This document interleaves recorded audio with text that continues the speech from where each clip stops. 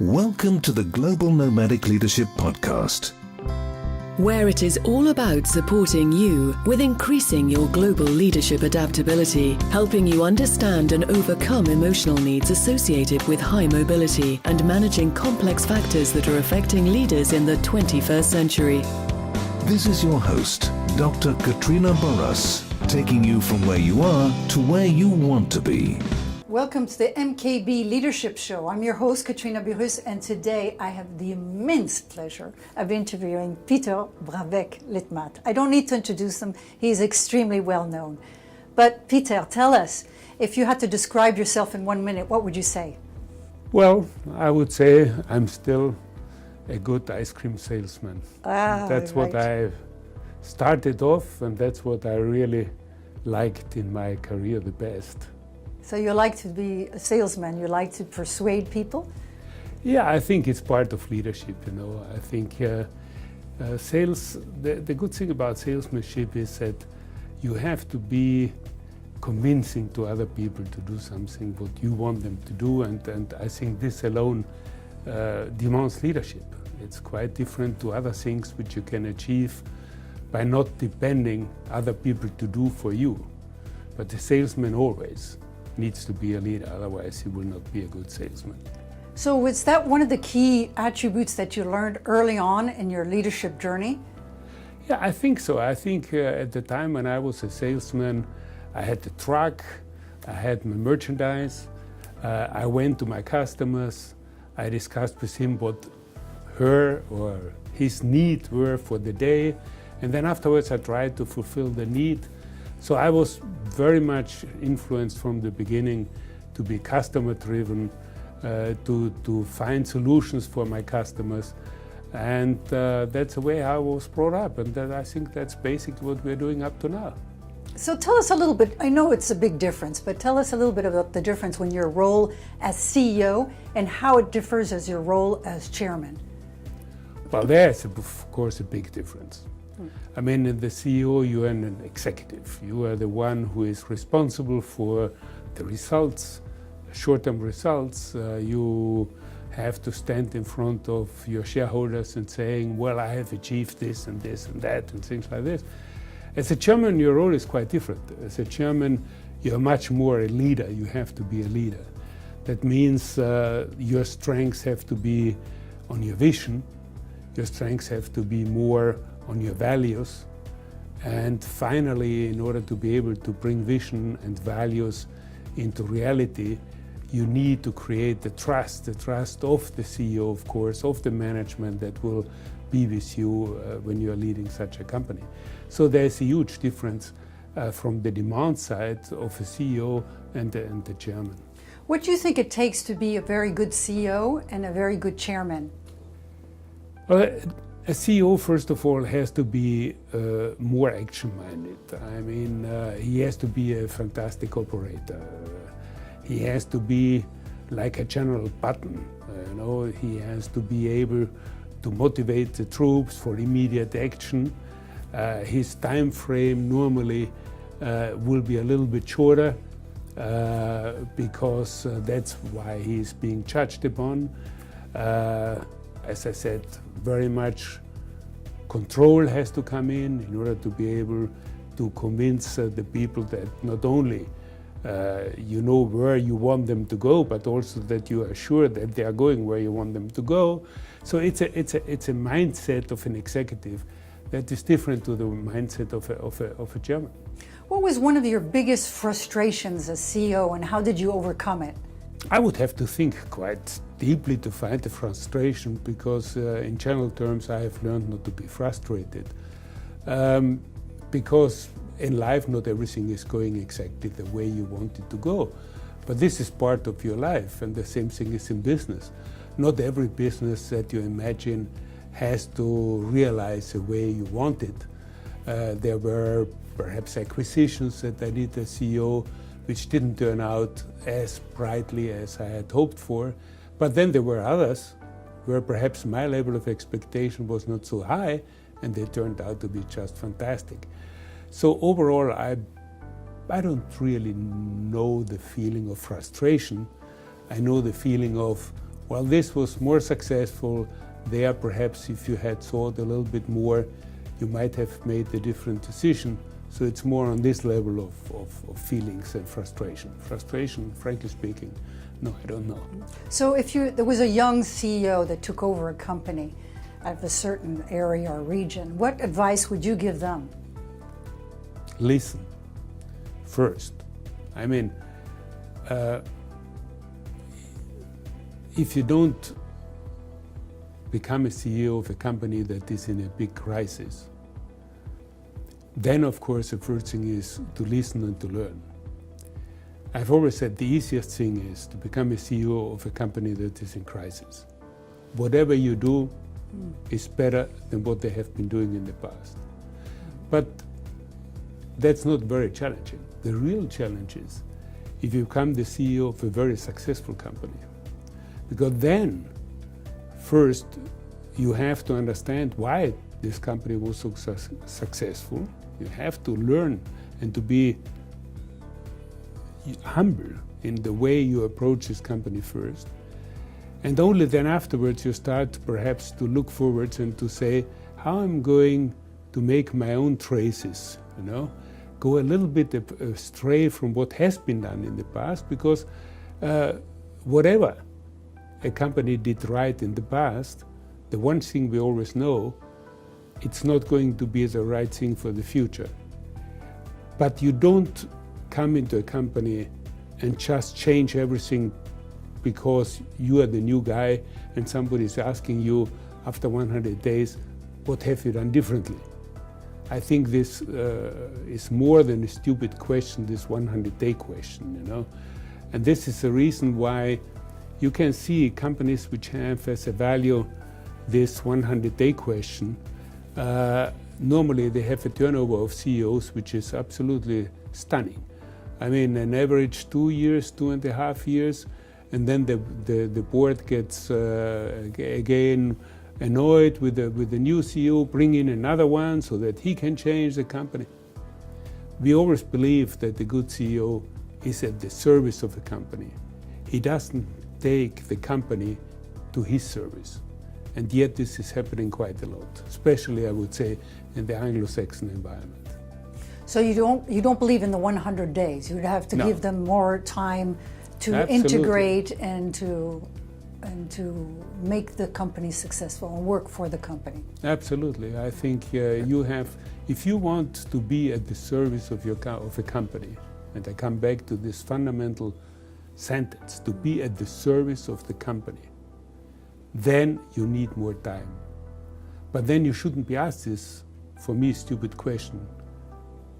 Your first 100 days, what has changed? Which is a typical financial analyst question, which comes up in the roadshows and in those things, but they're all short-term questions.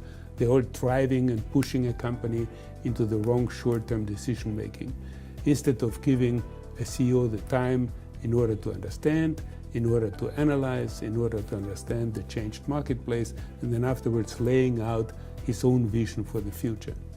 You're very consistent, because 15 years ago you already said evolution and not revolution. Yeah, so haven't changed. Yes, I could see that. So today, what do you think are the challenges of leaders in this environment that have changed since 15 years ago?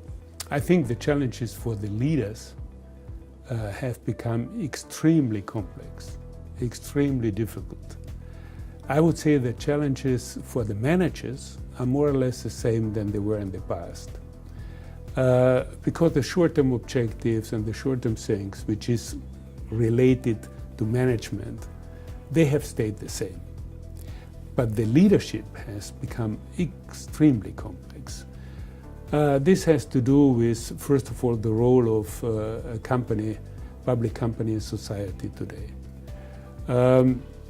In the past, 1980 to 1990, it was basically shareholder value, the one criteria which as a CEO or the chairman you had to live up to. Today, this is just a small part of the overall responsibility that the company has in society. So the demand that is coming from the outside world is becoming extremely complex. And each one of the stakeholders who are around have a very focused, egoistic target for himself. And how you as a CEO or as a chairman are able to combine all this outside pressure and to make it something which becomes unique to your company, I think this is the biggest challenge of leadership today. So it's really managing all these diverse stakeholders. Yeah, Right? absolutely. I mean, Could you give us some examples of those stakeholders? well, think about today. I mean, today you will be clearly recognized if you are not a very successful business leader, but if at the same time you have made your place in society. If you're looking, for example, at the highest level, the post-2015 development goals, well, private enterprise was part of the establishment of those these development goals. That's absolutely new. Never before the private enterprise was part of the elaboration of such goals. I personally had the privilege to be involved in the objective of water for the development goals, and you in order to be able to do that, you have to have a much broader view on things. You cannot view it only from a financial perspective. Or if today I'm the chairman of Nestle, but also the chairman of the Water Resource Group 2030, which is a public-private partnership which is embedded in the IFC World Bank in Washington. Well, on my board there, I have development agencies, I have development banks from all continents. I have the World Bank as a partner, I have NGOs as partner, I have development agencies. So you see that the challenge is completely different to the one who is simply focused in order to create shareholder value. So what kind of formation would best prepare a leader for this complexity? Well, I think today a leader has to be extremely open, constantly being aware of what is going around him in society. And society is changing extremely fast, in part accelerated, of course, by social media, by digitalization and all these things. The fourth revolution is changing substantially, I would say, the rules of the games. And again, if you're not aware, if you're not constantly in contact, I would say, not only with business people, but also with the rest of society, I think it will be difficult to be a leader in today's world. So it's a big challenge. So how is social media affecting a leader today? Well, I mean, I think there are very few leaders who are not having a constant look at social media to see what they are saying about him, about his company. Again, 20 years ago, perhaps it was enough for a CEO to look at the stock exchange and to see what the share price was doing. Today, certainly he will have to have a look into social media to see what the people and his consumers all over the world are thinking about him as a leader, but also about the company he represents. So they have a big influence. So they have to take care of their personal branding and the branding of the company and what people are saying. And of course. And you have to be able to manage this also, which is something which is new and relatively new. I mean, and for example, we at Nestle here, we have a digital war room, if you want, which is just on top of my office, and where we can follow up every Twitter in the world, we can follow up Facebooks, and we follow up the Facebook pages of our most important brands, and we see when we are being criticized, and we can intervene directly. So it is a completely new world that has evolved. so that's a whole new department that has existed since, what, 10 years? Not even, I would say 4 years, 4 or 5 years that we have the digital war room. How much do you sell on the internet?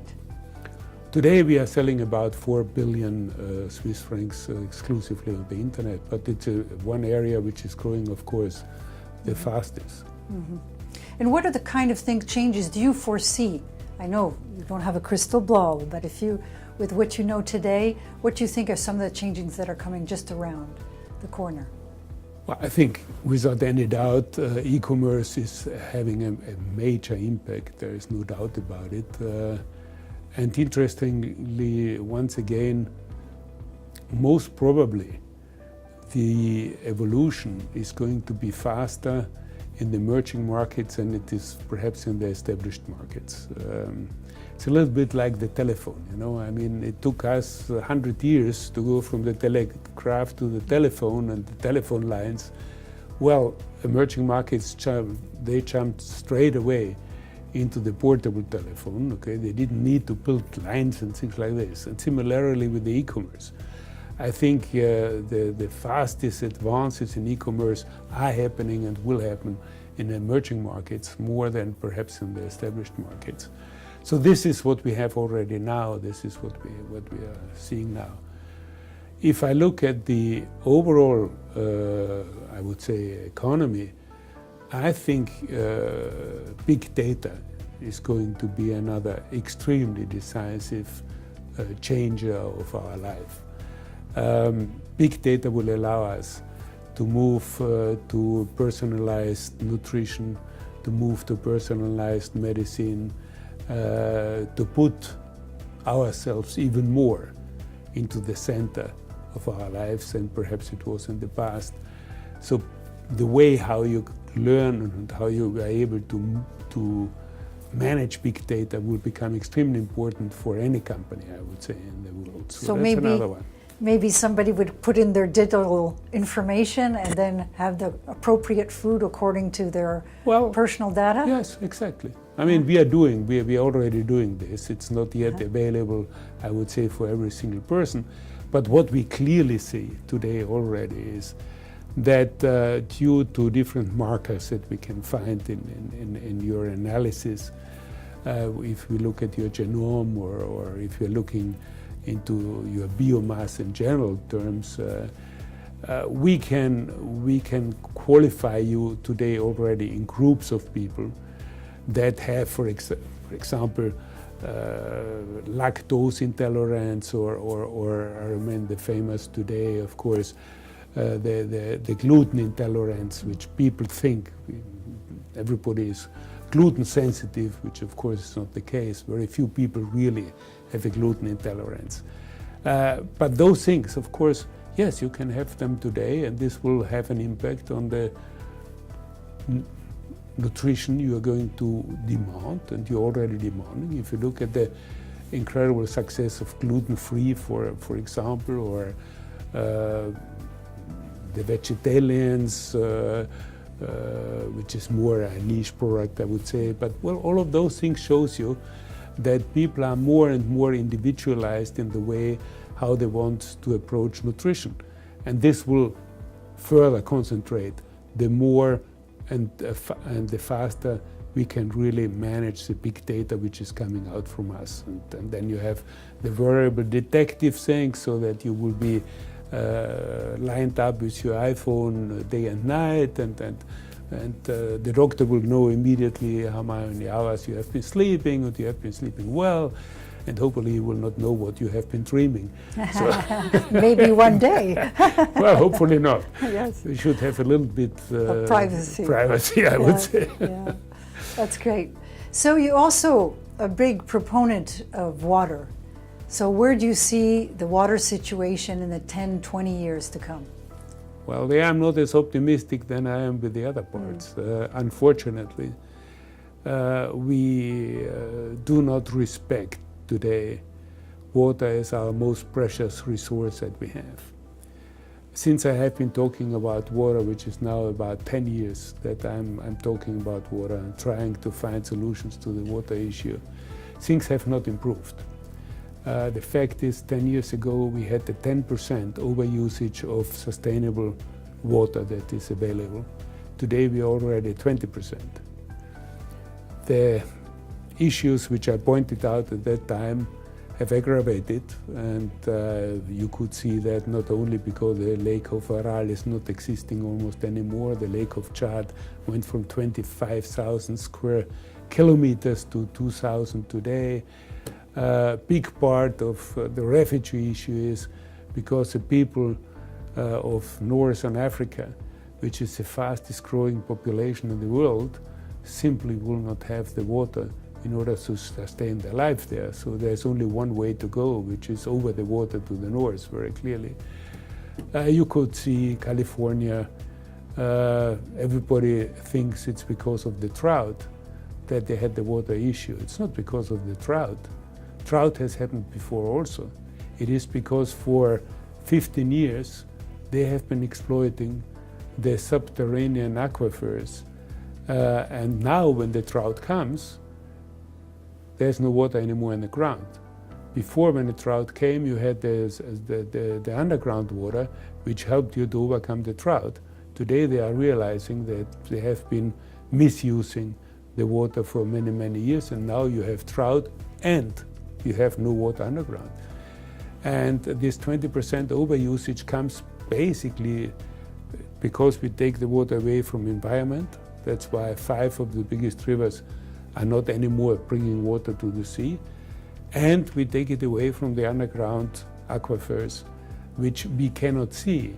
But the fact is that the water levels are falling everywhere, very, very consistently and very strongly. So water is a big issue, and we have not found solution. No found solution. No, let me put it perhaps another way around. We have not found, and we were not willing to assume water management in an efficient manner so that we could overcome the crisis. The water issue can be solved. We know what the solutions are, but there is no political willingness in order to tackle it. That's a problem. So there's going to be a big issue in the next 10, 20 years. It is an issue now. You know, it doesn't have to wait for it. It's not like climate change, okay? The water issue has been an issue for the last 10 years. It jumps up once in a while, and then people forget about it, and then there's rain coming, and then everything is fine again, and then nobody thinks about it. But the issue is already here. And the one who is paying the bill today is environment. Is environment, did you say? Yeah, because if you don't have lakes, of course, the whole environmental ambience around is all dead. If you go to the Aral Lake today, where there was water and there was wildlife and there was fish life, well, today you have basically a toxic desert. Because into the lake before, all the pesticides were coming into the lake, all this today, as the water has evaporated, is not there anymore. This is now basically toxic sand, which is blown up by the wind and is infecting the population which is around it. I mean, this is already today. And you can see that very easily if you look into any Google Earth and you look at it, and you can see it yourself. And yet, however, people are not willing to really tackle it. That's fascinating. They talk a lot about climate change, but is there a real willingness to change? That is in the media for the moment. I would say it seems to me that climate change per se, I think, has attracted sufficient, I would say, attention that something is happening. And if you look at the amount of money which is being spent on climate change, and you compare that with a little which is being spent on the water issue, I think we might get it wrong.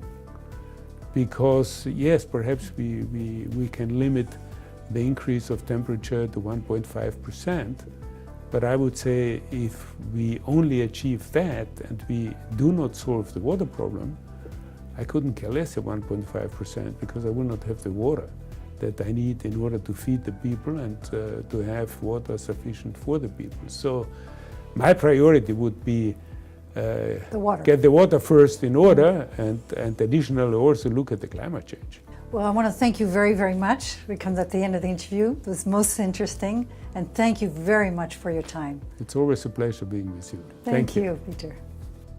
Thank you for listening to the Global Nomadic Leadership Podcast.